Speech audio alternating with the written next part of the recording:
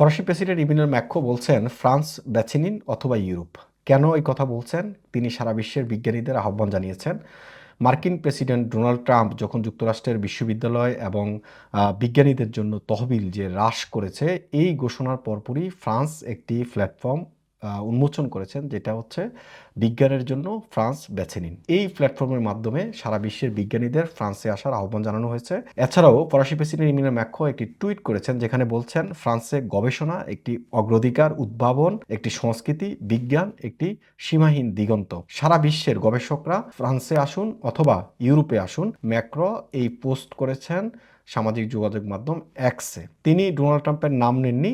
Donald ট্রাম্পের নাম না নিয়ে তিনি বলছেন যে সারা বিশ্বের বিজ্ঞানীরা যেখানে হতাশায় ডুবছে, যে মার্কিন যুক্তরাষ্ট্র প্রেসিডেন্ট ডোনাল্ড ট্রাম্প যেভাবে তাদের জন্য গবেষণার জন্য বা গবেষণাগারের জন্য তহবিল হ্রাস করে ফেলেছে, সেখানে ইউরোপ সেটা উন্মোচন করে ফেলছে।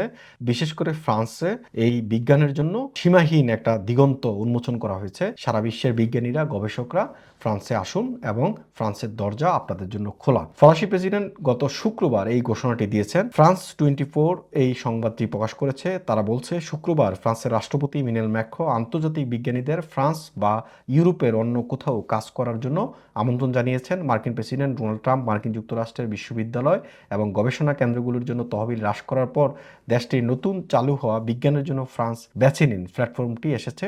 মার্কিন প্রেসিডেন্ট ডোনাল্ড ট্রাম্পের নতুন প্রশাসন বিশ্ববিদ্যালয় এবং গবেষণা সংস্থাগুলির জন্য তহবিল কমাতে শুরু করার সাথে সাথে ফরাসি রাষ্ট্রপতি ইমানুয়েল ম্যাক্রো বিশ্বজুড়ে বিজ্ঞানীদের ফ্রান্সে বা ইউরোপে কাজ করার আমন্ত্রণ জানিয়েছেন। ম্যাক্রো আমেরিকার কথা উল্লেখ করেননি, যেখানে ট্রাম্প এবং ইআইবি লিগ বিশ্ববিদ্যালয়গুলোর মধ্যে বিস্তৃত দ্বন্দ্বের মধ্যে গবেষণার জন্য শত শত বিজ্ঞানীকে ছাঁটাই করা হচ্ছে। ফ্রান্সের গবেষণা একটি অগ্রাধিকার, উদ্ভাবন এবং একটি সংস্কৃতি, বিজ্ঞান একটি সীমাহীন দিগন্ত। তিনি তার যে সামাজিক যোগাযোগ মাধ্যম এক্সে এই কথাটি তিনি পোস্ট করেছেন।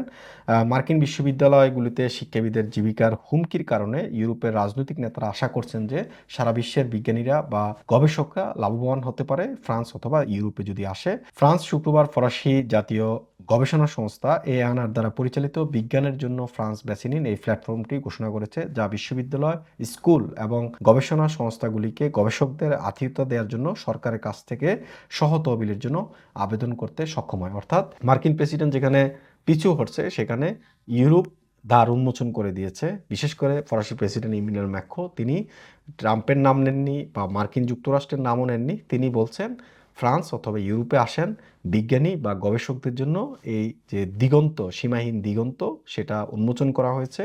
এই দিগন্ত উন্মোচনের জন্য যাদের রুটি রুজির সমস্যা হচ্ছে, যাদের জীবিকা হুমকির মুখে পড়েছে, তারা ফ্রান্সে আসুন, বিজ্ঞানীরা আসুন, গবেষকরা আসুন, এসে আপনাদের সমস্ত সুযোগ সুবিধা দেওয়া হবে।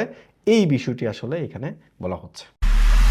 এমআইবি সংবাদ ও সংবাদ সংশ্লিষ্ট অনুষ্ঠান দেখতে ভিজিট করুন www.mibtelevision.tv ও facebook.com/mibtelevision.tv এবং সাবস্ক্রাইব করুন youtube.com/mibtelevision এ।